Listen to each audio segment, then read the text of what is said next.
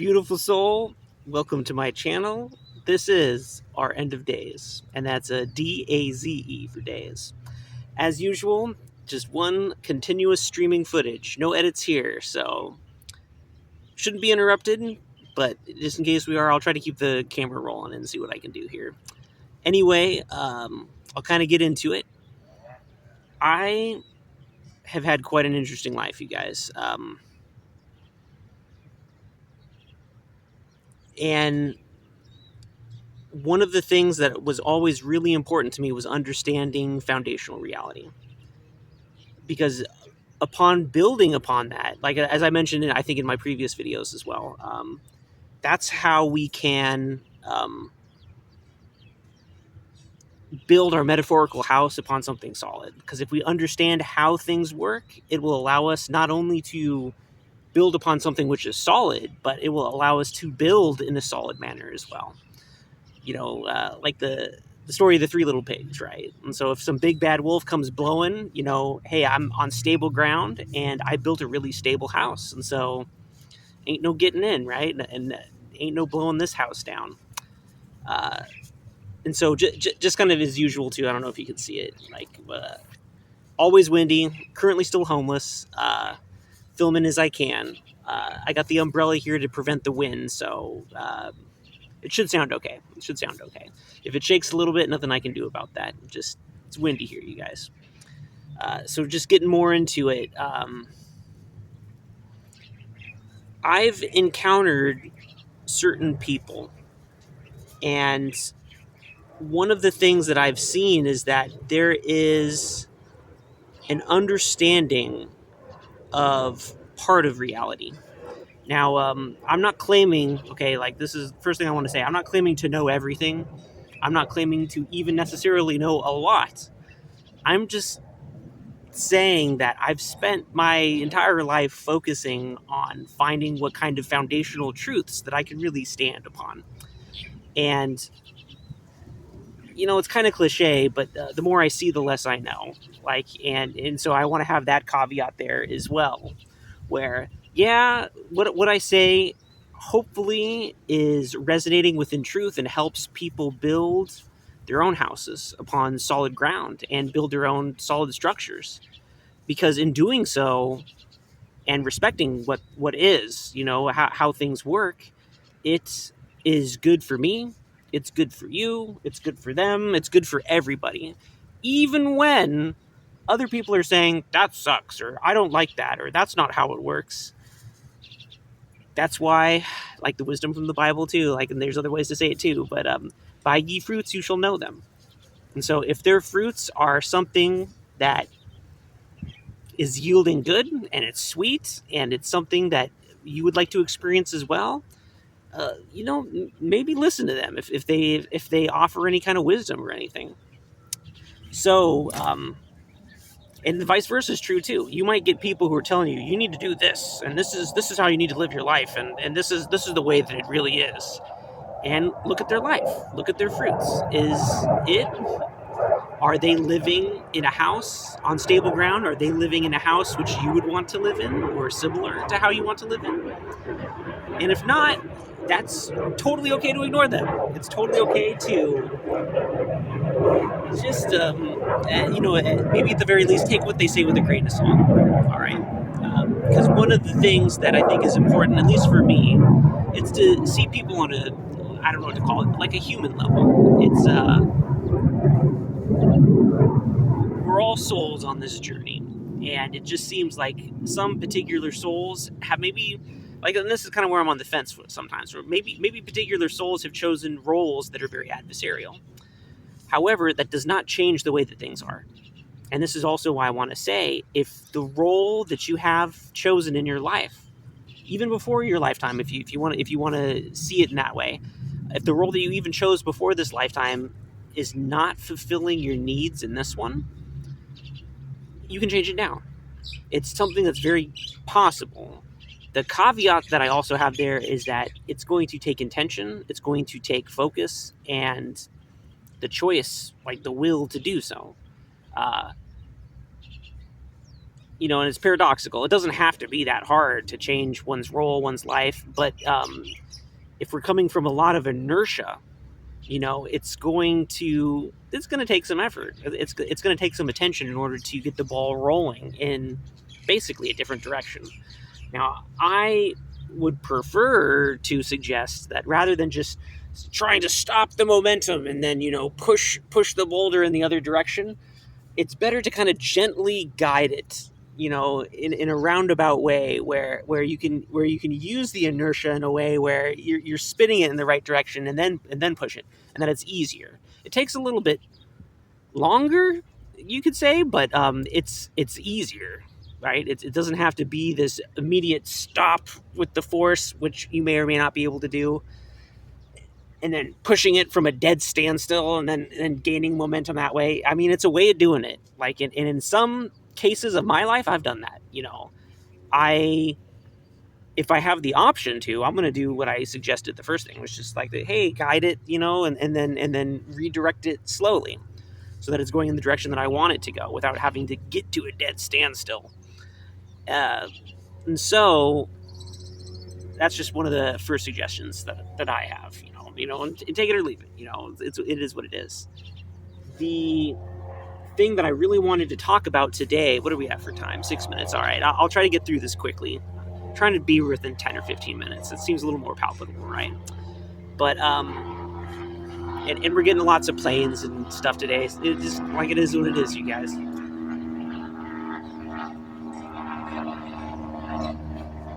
This is going to seem kind of far out here, but we are, maybe not, depending on who you are, right? We have God-given magic, I guess is the best way to say it, and that life and we as human beings are a lot more magically inclined than what we're told. And magic is just a word. It could be miraculous. It could be called the powers of creation. It could be called many different things. All right. When the Bible says that we are made in the likeness and image of God, that means that we have godlike powers. All right. I would go so far as to say is God, in this case, being this beautiful creative energy which is channeled through us, by us. And so through our focused intent and through our house, which in this case, if I'm just grabbing it, phrases and everything, is kind of like our subconscious. All right, our subconscious understanding of ourself, the world, and everything. And so filtered through, into our house, then we get to use that energy to build how we direct it. And understanding how things work ends up being so much easier than attempting to force that energy into working in a way which is not conducive to how things work. One of the things that I've done in my life, I've studied many different religions, all right, or spiritual texts, not all of them, all right. So it's just like a handful, if anything. But one of the things for my own personal journey is that I like drawing upon wisdom and getting what I need from it, and then moving on to continue my education. I, at least for me, staying in any one particular place other than what I believe to be the one absolute, right? Praxis, if you want to call it that, is like that. Which is the beauty of it, man. For at least for me in my journey.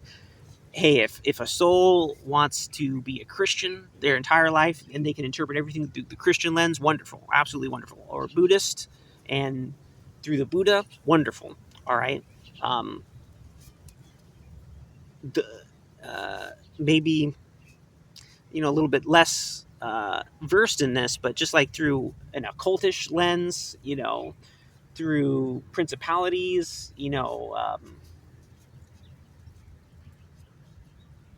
I can't even think of the word, but it doesn't matter. All right, through like cosmic or celestial law, wonderful. Okay, it's going to color the lens, but if we really focus on the important parts of it, if we really are looking for the truth will come and find us. Right, we will find the truth, just like when we're genuinely looking for the truth is genuinely looking for us.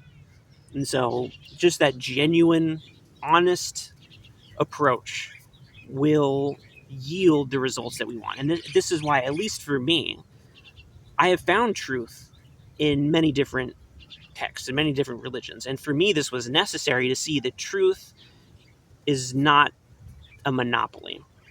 That it's, if one person says, well, it has to come through this particular lens, this is just my interpretation, they're selling something, either to themselves or to other people. And I tend to believe, deep down subconsciously, they know it and they don't want to acknowledge it. And so kind of going back into this, how things work, understanding it gives one a lot of, like, essentially power, stability, poise. And I'm doing my best to phrase this in a way which is going to make sense, kind of expose certain things. And like I said, so if we're going back to like magical spheres, all right, magical interpretations of things, there's people who believe in magic. All right, there's people who believe in performing certain rituals and that these rituals will create and yield particular outcomes. And this isn't right or wrong. In many ways, I use some of that understanding because it jives with how things work. And I can do my best to explain it. But the most important thing about what I want to explain is, and I'm right, 11:41 on the clock here. I want to be as concise as possible here. I don't want to go into a 30-minute conversation because I can, like I totally can, you guys. There are individuals who have cut themselves off from like the source. All right. This is what people who are interpreted as vampires, narcissists, these types of individuals have what I'm calling wounds on the inside. And those wounds prevent them from being able to, it's like a blockage. In this case, we're going to use the heart, right? And so the heart has blockages. And so the energy flowing into us is then either distorted or like completely prevented. Like it can't enter us, and then it manifests in more destructive ways, which is, or if not just chaotic. And this is also why individuals who are like that have very chaotic lives, is because of their wounds, because of those blockages. Since, and this is that irony almost, where they truly desire for a more stable, loving, free-flowing life, but their actions and how they go about getting it is actually preventing them from healing those wounds and then getting a better life that they want. It's like another, like, maybe story metaphor to say it is like the curse of vampirism. Giving into the curse will actually make one more vampiric and make it even more difficult to get in touch with this natural flow of life. And the irony of this all is that this curse doesn't have to be at all. I know that there's individuals out there who think that there needs to be evil in order for there to be good. And at least from where I'm at in my life, evil's a choice. All right, for me at this point, and it's almost a negligent choice, because it's about learning a lesson. Like, evil is necessary until it's not. It's like the best way to say it. As soon as we realize and understand what evil actually is, then it changes how things are. Like, if I'm a creator, right, and I want to have certain creations come through me, like, there's, like, that's an alarm, like, saying that confirmation, just like, this is how it is, you guys. Like, the creative force wants to come through us, and so this is this dual-sided aspect where, yes, I want to create something, but if I really go deep down, this is the creative force wanting to come through me and express itself as me. All right, And I would say this is true for everybody. This is true for every individual, every human being who's in the likeness and image of God. All right. Maybe there are NPC human beings. All right. Maybe there are certain things which are not in the true likeness and image of God who pretend to be human. It's a possibility. But where I'm at, I'm not focused on that. I'm focused on other souls. I'm focused on the individuals who are like me. And if there are other individuals, and my premise is that some people have convinced themselves that they're NPCs, have convinced themselves that they're vampires, have convinced themselves that they have to be evil, that they were dealt this hand, and it's the hand that they just have to go with. And to a certain degree, that's true. However, in this game, we get to draw more cards. All right, in this game, we get to expand upon our hand, change our hand. All right, it just takes time. Just like what I said with the boulder, right? The boulder coming in, and then we can redirect it. We can change the momentum, and it's easier when we work with how things are, with like physics. All right. And so I'm just going to kind of say this. All right, already 60 minutes here. I just kind of want to say this because if there's certain individuals who are watching this who might consider themselves my ops, all right, my opposition, which is silly, you guys. Like, I don't have opposition, okay? You're just opposing yourself, all right, at this point. And I'm doing my best to offer suggestions and advice, all right, to help you guys create the life that you truly want to live, not the life that you've chosen for yourselves. And at the same time, I honor that choice. Like, this is why I'm not personally in your lives anymore, okay? Is because you've made it very clear you're choosing that for yourself. Okay, I'm choosing something different, all right? I'm not choosing the same path that you guys are, all right? Doesn't mean that it's right or wrong. I like my path. My path is fun. My path has light and darkness. My path has beauty. It has health. It has vibrance. It has communion. Like, I really enjoy my path, all right? It does have hardships in it, just like any other path, but those hardships, like, this is what Jesus means when he said, like, the yoke is light, all right? By following the path that I see, all right, by going with how things work and knowing how things work, it allows things to be just, the work to be so much easier. Like, it doesn't have to be so hard. And that's part of the illusion, too, is that when we believe that the work is hard, we only see the options that are available to make it hard. And so just believing and seeing that it's possible for the yoke to be light, for the work to be easy. Like, and this is why part of me in my life, gosh, you guys, like, if I'm going to be serious here, I have put the reset timer on my life in this physical lifetime, like, so many times. I have been through marriages. I've been through breakups. I have even worse than bankruptcy, but just like, I have lost fortunes. All right. I have been through so much. I'm homeless right now. All right. And this is not the first time I'm homeless, and and I'm about to continue to change. All right. Like, everything is always changing. And so I choose to go through that change. And yeah, it's scary. All right. But the scariness can also be excitement. And when it's mixed with this faith, knowing that there is this force flowing through me, as me, that it's all around me, that it's protecting me and guiding me, it makes things so much better. And this is available to everybody. All right. This is like, using that kind of lens. All right. Using the lens of Christianity, Jesus is with me. All right. Jesus is my buddy. All right. I'm his buddy. And we're going through this together. Okay.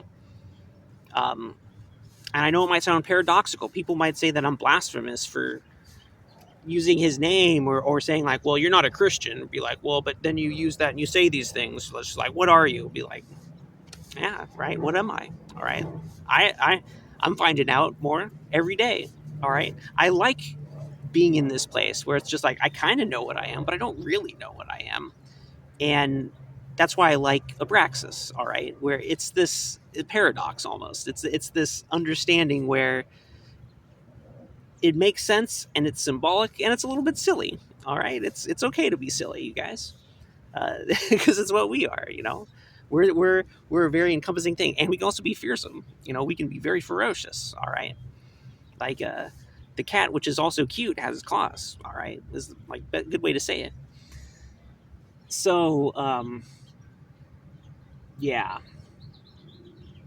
I'm just going to kind of throw this out there. We're at 20 minutes. All right. I should probably just end this, but I wanted to get this out here. This was the big thing. So there's thoughts, magical thoughts. Like if you made it this far in here, bravo. Awesome, right? There's ideas out there, these vampiric ideas, that people can steal or steal people's energy or a destiny swap. And from my own understanding, it doesn't quite work like they think it does. Like the effects seem to appear to be something, but it is a very different structure than how they believe it goes. Like, this is why also, I'm just going to kind of say it right here. It's hard to define things. I should maybe define this in a different video. We're already at 20 minutes, man, but I'm going to finish this thought at the very least. There is no real such thing as black magic or gray magic. This doesn't mean that people can't practice it. What that means is that people misinterpret the creationary force that we're using within ourselves and project it outward. And then this is also why, if you were to kind of quantify it with me, I would say the truest form of black magic is attempting to control other people, is attempting to control outside circumstances. All right, and this is ultimately self-defeating. All right, this is something that we cannot do indefinitely, in so much as to get the results that we truly want. All right, like this is why it's considered evil. All right, and those are just terms: white, black, gray. All those are just traditional terms. Right? I could even probably say, um, I won't get into that, but they're just words, you guys. Like, look behind the words. I always say that. Look at the meaning behind the words, not necessarily the words themselves. Because, hey, yin yang, right? I like the shade of black. I like the shade of white. All right. I even like the shade of gray. Those are all good shades. But in the context of this conversation, of what I'm saying right now, I'm a white magician. All right, I'm solely white magician. I don't mess with gray. I don't mess with black. I don't mess with any of that stuff. Okay, and there's a reason behind that. It's because it's the most empowering for me.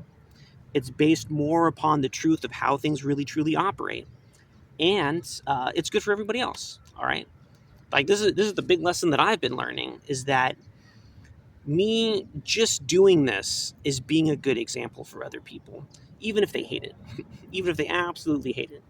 And I've kind of experienced that to some degree here, like recently. I would say definitely this past year, where I have had individuals come and, like, in the most beneficial way. All right, they have shown me where I've been weak. All right, they have shown me where I needed healing, and rather than blame them for it, it's more just like, well, I guess thank you for exposing that.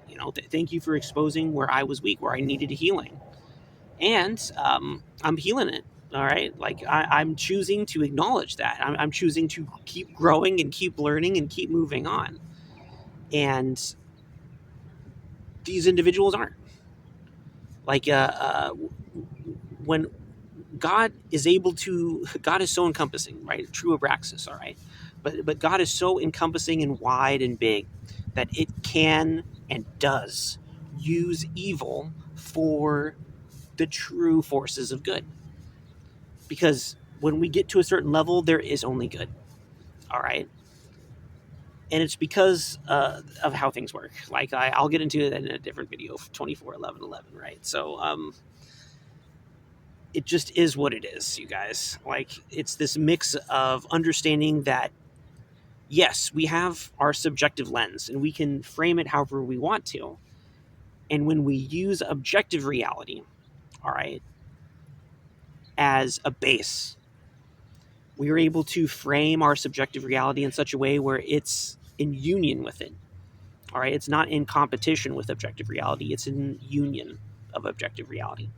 And that is how subjective reality then also becomes, if we're using metaphors, right, the objective reality is the canvas, all right? And acknowledging that we have a canvas here allows us to have a subjective reality that we can paint on. And if I deny objective reality, I paint off the canvas, and then part of my design is missing, and I don't understand why, and I blame other things, or I make up excuses when I should just, let go. Like, be willing to humble myself from this egoic standpoint that says subjective reality is all there is, and I can just create whatever we want. Any individual can just create whatever we want, and then the strongest subjective reality gets to create the reality for other people. It's just like, okay, good luck with that. Good luck with that. Because what I have found is that the strongest subjective reality builders only create for themselves. They're not creating for other people. They don't need to convince anybody else of how it works. All right. Me saying these things, I don't need to convince anybody of how it works. But my heart is there with everybody. The reason that I make these videos, the reason that I say these things is not to convince anybody of anything. If anything, all right, if anything, which is my true intention here, it's to say, like, hey, you guys, there's different ways to build. Okay. You can build in alignment with God. You can build in alignment with how things work. And it is easier and better. And I see, if you are that audience, all right, that I'm talking to, and you might be more of like the audience who is learning these lessons along with me. And if you're not, I see that you're suffering. Okay. I see how much you suffered. And I've been there. I've been there. Like, this is why I'm sharing these things. It's not to convince you that you're wrong about anything, because guess what? Whether you think you're wrong or you're right, there you go. There you go. It's going to become your reality. All right. And with that said, it's okay to be mistaken. If I was to ask a question, this is what I always ask myself too, when I really heard this. Okay. Would I rather be right? And again, I'm talking about the subjective world here. All right. Would I rather be right, or would I rather be happy? All right, I choose happiness. All right, if it's that kind of a black and white decision right there, I'm gonna choose to be happy. And what this means in the subjective world is that when I don't like the subjective things that I've painted, if me looking at a situation like these individuals who have attempted to steal from me, who have attempted to coerce me, degrade me, get me to see myself in a lens other than how I choose to see myself. All right, I could view that as, man, I hate those people. Those people are really,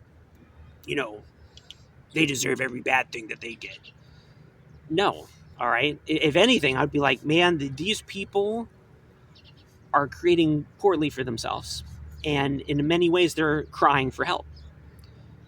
And as an individual, all right, there's nothing I can do for them. All right. There's nothing, if you're one of these individuals, and I don't think you are, but if you happen to be, there's nothing I can do for you. You got to do it for yourself. All right. That's been my whole example here. This is why I've been here, is to show people, maybe the specific group of people, that look at me. I've done it basically by myself. All right. You can too, if you choose to, if you're ready to. If you're not, okay, that's fine. Keep going the way that you're going. Keep experiencing what you're going to be experiencing. But that's the definition of insanity. If you expect anything to change, you're going to have to be the one that changes. Same for me. If I want anything to change in my reality that I don't like, I can't force. I can attempt to, but it's not going to work, because it's not how things operate. All right? It's not how things truly operate. And I'm going to call it there, man. It ended up being like a 30-minute conversation anyway, you guys. Anyway, thank you for being here. Thanks for being part of this journey, along with me, whoever you are. I hope these souls, which are more in alignment and ready to change, are with me, because I'm always changing too. It's not always easy. All right. Even if I have a great level of experience with starting over and over and over again, and humbling myself and being like, well, okay, that didn't work. All right, I better keep trying. I know what I really do want. And so I'll keep holding on to this, what I really do want. And then I'll see how to go about it. All right. For me, I like that. All right. For me, this is working. All right. And for the things which aren't working, I'm becoming more aware of, and then I'm restructuring it. All right. Um, and it just takes time, and I'm being patient with myself. And that's the example that I want for you guys too. All right. For anybody, for everyone, just like let's be patient with ourselves. All right. Let's if we're choosing to humble ourselves and to be like, wow, okay, you're right, I'm right, God's right. If I want things to be different, I have to be the one who changes, and that's beautiful. Ultimately, all right, and it's a journey. It's a journey, you guys. Like, just say that lightly. And yeah, so anyway, like, I don't know if you can see it here, but shout out, right? Fragile Express, man. And I can't, I'll show it in a different thing, but just handle with love, all right? Messenger here, all right? So, love you guys. Thank you for being here. Thanks for being, as I said before, thanks for being part of my journeys. I'm part of yours, all right? Um, and getting to this point, with the boulder coming at us, right? And if like that's life, all right. This is life on Earth as it's been. This is what I would almost call, because it's antagonistic kind of a life, right? Um, that is the side that we were born on. I call it the unflipped side, even though it's really upside down, if you ask me.